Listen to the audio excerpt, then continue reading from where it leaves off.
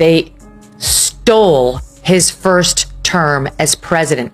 These absolute liars who run around trying to act like they're the protectors of democracy completely ruined it, tried to undermine it at every turn and at the highest levels with lies, with out and out lies that were really serious, and changed foreign policy and changed the course of history in this country in Trump's presidency. And there must be accountability. There has to be actual criminal accountability for those who lied. And I can't wait to see this administration do it. How anybody can look at that and say that there wasn't aggressive violations of the law. What they basically did is they would take something that supported a Hillary Clinton campaign talking point and they would overemphasize it and exaggerate it. They took anything that actually contradicted that narrative and they buried it deep, and through that they actually laundered Hillary Clinton's presidential campaign talking points through the American. The myth of an inevitable president crumbles under the relentless fire of Megyn Kelly and J.D. Vance, who tear apart the illusion with surgical precision. Kelly lays bare the arrogance, entitlement, and endless excuses that fueled Hillary Clinton's rise, while Vance dissects her record like a bloated startup that burned billions before imploding. From her paper-thin Senate career to the crushing humiliation of 2016, they reveal a harsh truth. She wasn't robbed of destiny. She simply proved herself the ultimate political failure, a candidate exposed rather than cheated. We've been talking about the documents that showed Loretta Lynch allegedly saying she would make sure it didn't go too far. So Hillary Clinton twice protected, according to these documents, for her utter corruption, her criminal corruption. But if you look at what Tulsi and Kash Patel have revealed in the last couple of weeks, I don't know how anybody can look at that and say that there wasn't aggressive violations of the law. What they basically did is they defrauded the American people in order to take Hillary Clinton's presidential campaign talking points and turn them into intelligence by defrauding the American people, defrauding the intelligence agencies, lying about. Hillary Clinton's political career has long been wrapped in the illusion of inevitability. For decades, she was marketed as the chosen figure destined to shatter ceilings and reshape America's future. But inevitability is meaningless when the substance behind it simply isn't there, and Hillary's own record made that painfully clear. Megyn Kelly ruthlessly tears into this carefully manufactured image, stripping away the gloss to reveal what Hillary has always been: an overhyped, chronically underperforming politician whose greatest talent was never leading, but merely surviving scandal after scandal. Every time she steps into the political arena, her limited victories are eclipsed by a tidal wave of mistrust, baggage, and monumental miscalculations. Mistakes so profound they could fill entire textbooks on how not to run a campaign. Okay, well, first of all, she didn't say he was an illegitimate. Yes, she did. You tell me exactly what she said. She said those exact words repeatedly. Okay, I mean, she conceded the election. Whether you're interpreting her disappointment at losing it as the same thing as Trump not conceding it, I don't know if that's where you're getting it from. But again, it's a tremendous false equivalency. You could ask Hillary Clinton right now who won that election. She will tell you. If you're enjoying this video, make sure to subscribe to the channel and hit the bell icon to stay updated. J.D. Vance doesn't hold back either, delivering punches far sharper than any polite critique Hillary has ever faced. He calls her the type of politician who believes Americans are too naive to recognize the rot festering behind her polished speeches. He mocks her reliance on Wall Street donors and foreign cash funneled through the Clinton Foundation, all while she pretended to champion the working class. Vance drives home the brutal irony of Hillary selling herself as the voice of women, yet running campaigns so cold, robotic, and uninspired that even her supposed base felt alienated.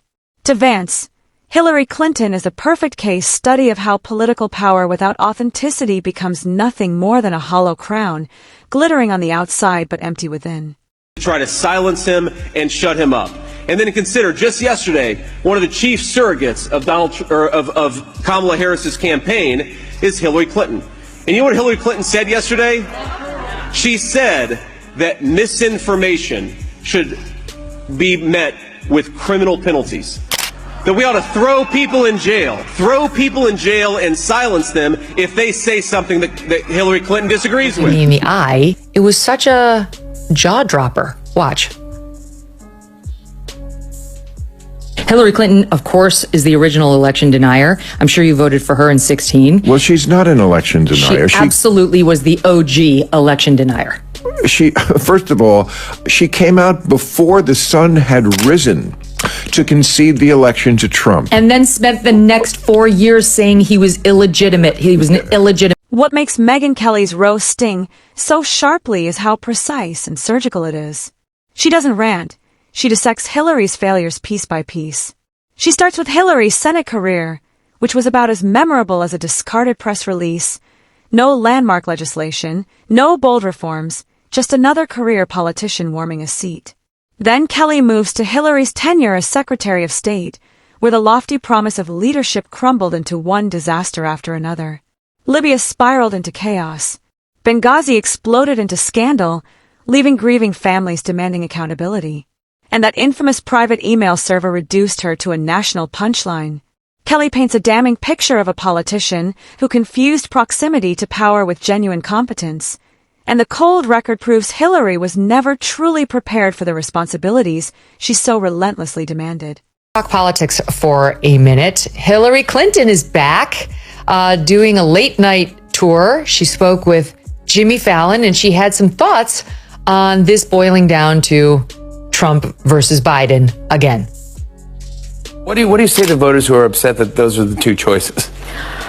Get over yourself. Those are the two choices. Yeah, love that. Right? And JD Vance steps back into spotlight the most humiliating chapter of Hillary Clinton's political saga, her stunning loss to Donald Trump. For Vance, it's not merely that she lost, it's the way she lost. She had the money, the endorsements, and the entire weight of the Democratic Party machine at her back, yet she still managed to fumble an election against a candidate the media insisted could never win. Vance openly mocks the absurdity of the Democratic National Committee bending the 2016 primaries to protect her from being steamrolled by Bernie Sanders, only for Hillary to limp into the general election devoid of momentum. He portrays her as the political equivalent of a bloated startup, burning through endless resources only to implode under its own arrogance. Hillary Clinton wasn't robbed of victory. She gift-wrapped it and handed it away on a silver platter. And here's the thing. If you're willing, my friends, if you are willing to throw a person in jail because you disagree with what they say, then you're going to be willing to put a bullet in their head too. So the Democrats, I call on every leader in this country, not just tone down the rhetoric, but tone down the censorship. Let's have a debate with one another. That's what Americans do. Stop trying to silence people you disagree. Megyn Kelly zeroes in on Hillary Clinton's most toxic trait, a deep sense of entitlement. Hillary acted as if the presidency were owed to her by birthright, that America had no real choice but to hand her the keys to the White House simply because she was next in line. Kelly explains that this mindset wasn't just arrogant, it was downright insulting. Americans despise being told who they must support, and Hillary's entire campaign reeked of inevitability rather than genuine inspiration. Her speeches sounded stale, her messaging robotic, and every attempt to connect with everyday voters felt staged, more like a scripted reality TV reunion than authentic outreach. In the end, she wasn't the voice of ordinary people. She was the echo of a weary political establishment that Americans were desperate to reject. JD Vance re-enters with a sharper edge, ridiculing Hillary's infamous, deplorable comment, the single greatest act of political self-sabotage in modern U.S. history. To openly insult millions of voters while begging for their support isn't just bad strategy, it's arrogance blended with delusion on a breathtaking scale. Just for the record, and our audience knows this and you guys, but just for the record, let's play SOT 10. I do think that he knows that he's an illegitimate president.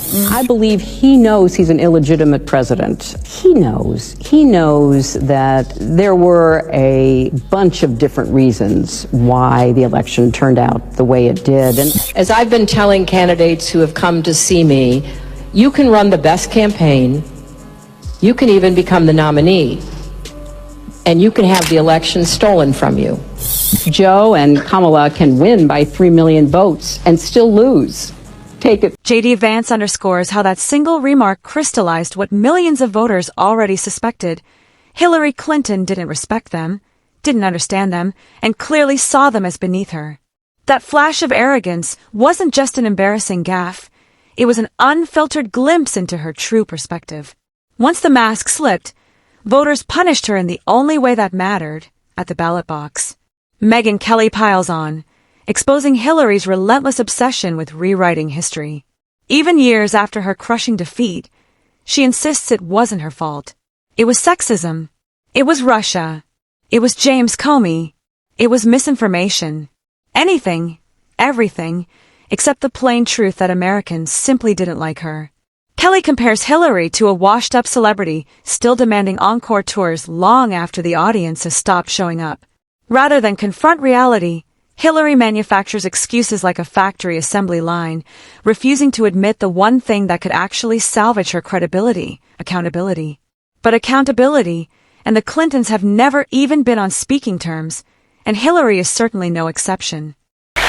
It's kind of like one is old and effective and compassionate, has a heart, and really cares about people, and one is old and has been charged with 91 felonies. Yeah, okay. I mean, Okay, interesting.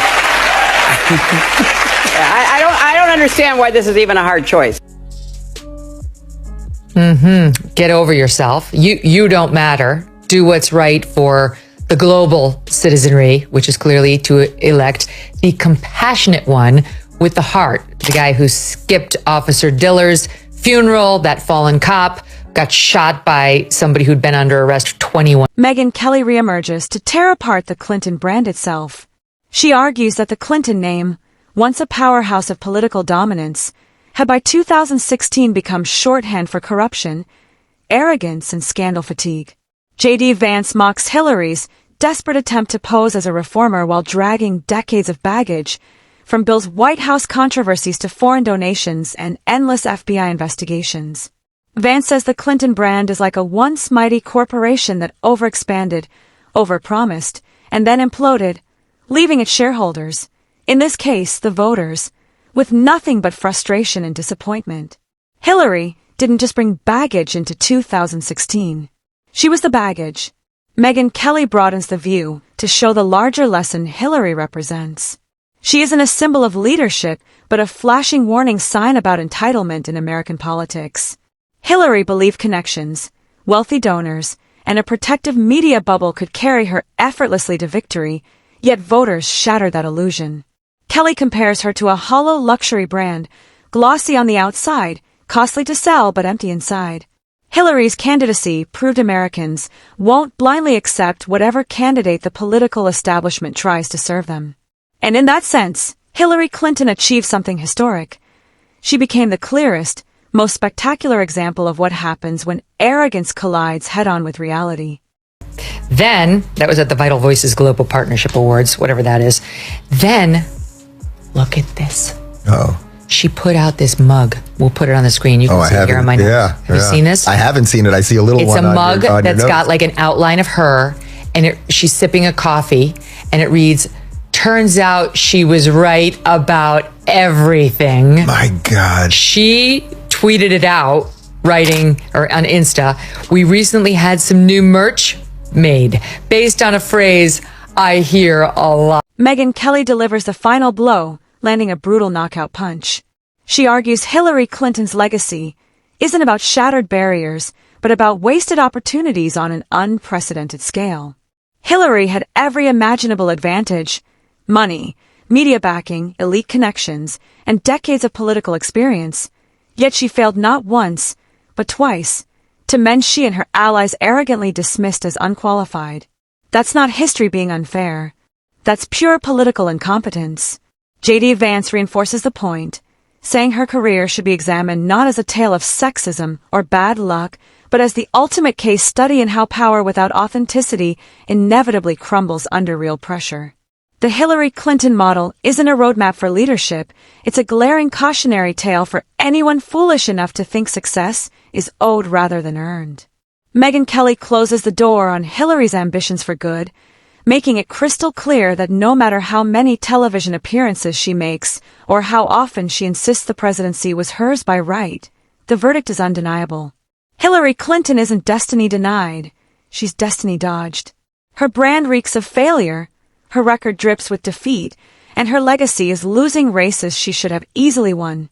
Very different ball game today than it was even 4 years ago, never mind 8 or 10 years ago when she was doing all this. And back to Hillary, you know, the whole, she has a hat she's tweeted herself out wearing, but her emails. She's tried to turn it into this ridiculous joke, like, oh, but the moon landing, like you nutcases who are still railing about this made up scandal, this thing that, you know, you've used to try to unfairly tar me. She did need to distract from that email scandal, which was around her neck like an albatross. Trust me, we were covering it every night on the Kelly. The brutal truth is that Hillary Clinton will never be remembered as the first female president, but rather as the most overhyped, under-delivering candidate in modern American history.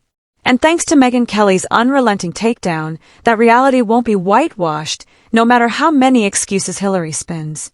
The wildest part of her story, she still clings to the illusion of relevance, as if one more interview, podcast, or book tour might finally convince America she was right all along.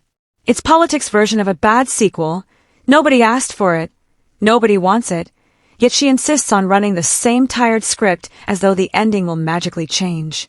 Megyn Kelly skewers this desperation with surgical precision, showing how Hillary refuses to accept that history has rendered its verdict. And it was merciless. She's not the icon she imagined. She's the politician who somehow lost the unlosable race. J.D. Vance picks up the thread, noting Hillary's inability to exit the stage gracefully is as revealing as her failed campaigns. In business, he says, a leader who botches a product launch twice doesn't demand a third shot. They step aside, let fresh ideas take the stage, and learn from failure. Hillary, by contrast, acts as though she's still owed power by default. Vance argues this refusal to let go doesn't just expose arrogance, it actively strangles her party. Every time she resurfaces, Democrats are forced to relive 2016, relive the collapse, and relive the candidate who turned a coronation into a catastrophe. Minute on Hillary Clinton. Speaking of evil. Yeah, exactly. Who amazingly, has been out there celebrating the Trump conviction. Now, we played this the other day, but I'll show it to the audience if you missed it. SOT 3. Here she was after he was convicted at a speech. Thank you. Thank you so much. Anything going on today?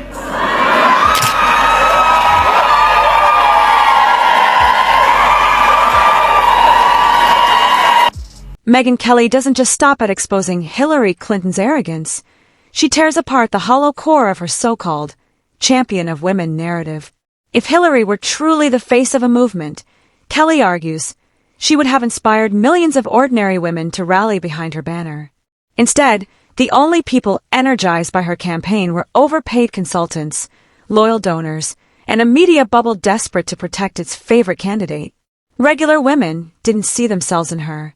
They saw a career politician cynically playing the identity politics card to mask an alarming lack of authenticity and substance.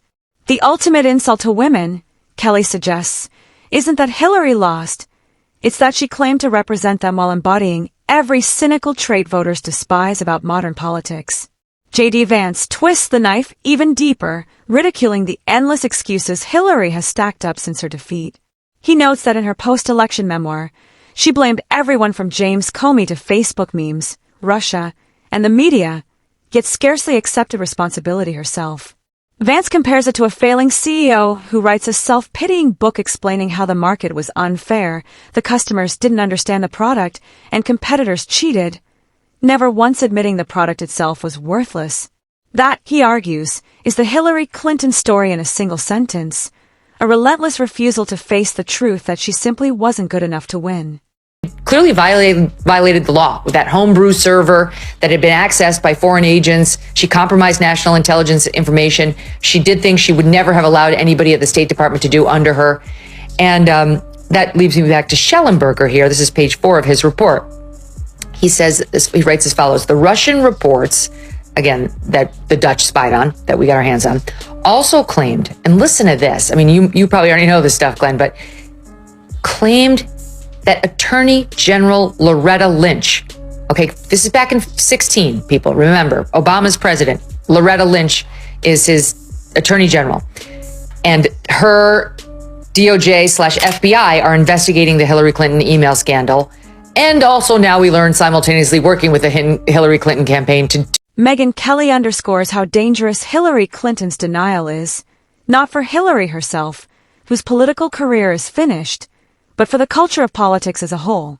If losing candidates can endlessly rewrite history as someone else's fault, then real accountability vanishes. Hillary helped normalize the toxic idea that even the most spectacular personal failures can be repackaged as historic injustices. But voters aren't fooled. The American people know when they're being gaslit, and Clinton's relentless attempts to reshape her legacy only deepened the distrust that poisoned her campaigns from the start. J.D. Vance closes this chapter with a brutal summation. Hillary's story should be taught as a business school case study in hubris and overconfidence. She had every resource, every advantage, every favorable wind at her back, yet her campaign still collapsed under its own dead weight. And the takeaway isn't confined to politics. It's universal. Entitlement without competence is a guaranteed recipe for disaster. Whether in boardrooms or ballot boxes, the market doesn't care about your resume, your connections, or your carefully curated image. The market cares about results, and Hillary Clinton, for all her ambition, delivered nothing but defeat.